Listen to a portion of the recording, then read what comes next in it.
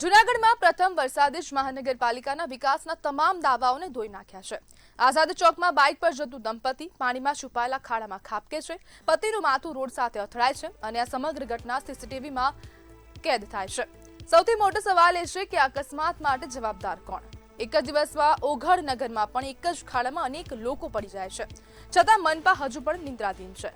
દર વર્ષે pre monsoon કામગીરી પાછળ લાખો કરોડો રૂપિયાનો ખર્ચ બતાવવામાં આવે છે, તો પછી પ્રથમ વરસાદમાં જ રસ્તાઓ મોતના ખાડામાં કેમ ફેરવાઈ જાય?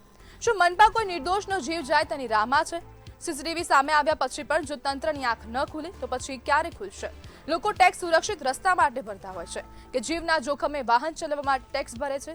હવે માત્ર સમીક્ષા બેઠક કે ખાલી આશ્વાસનથી કામ નહીં ચાલે।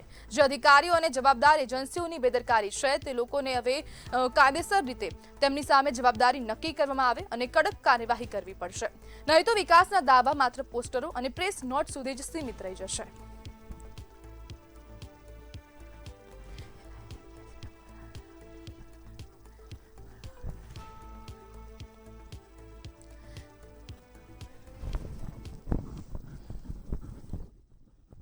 અને આજ મુદ્દે આપણી સાથે ચર્ચા કરવા માટે જૂનાગઢ મનપાના વિપક્ષ નેતા લલિત પરસાણા જોડાઈ ગયા છે। લલિતભાઈ, વિકાસ કે પછી આ મોતનો રસ્તો? લલિત પરસાણા, વિપક્ષ નેતા, મહાનગરપાલિકા જૂનાગઢ। નમસ્કાર। આપણે જોઈએ કે જૂનાગઢમાં માત્ર 1 થી 1.5 ઇંચ જ્યારે વરસાદ પડ્યો છે ત્યારે આખા તંત્રની વરસાદી સિઝન કામગીરી જે ખોદકામ એ વ્યવસ્થિત રિપેરિંગ ન થતા પ્રી મોન્સૂન કામગીરી 16 જૂન પહેલા પૂરી કરવાની હોય છે, પરંતુ એમ ન કરતા આપણે જોઈએ કે ચારે બાજુ હાલત અત્યારે ગંભીર જૂનાગઢની થઈ છે।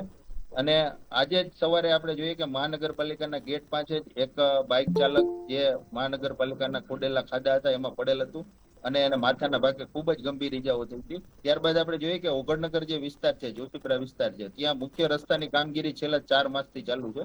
ત્યાં પણ આપણે જોઈએ કે 5 થી અલગ અલગ નાના બાળકો, મહિલાઓ, સિનિયર સિટીઝનો તેમાં પડી જતા એમને પણ ઈજાઓ થઈ હતી। એટલે આવી રીતના આપણે જોઈએ કે આખી મહાનગરપાલિકાના જે શાસકો અને જે તંત્રના દાવા હતા કે અમે પ્રી મોન્સૂન કામગીરી પૂર્ણ કરી નાખી છે,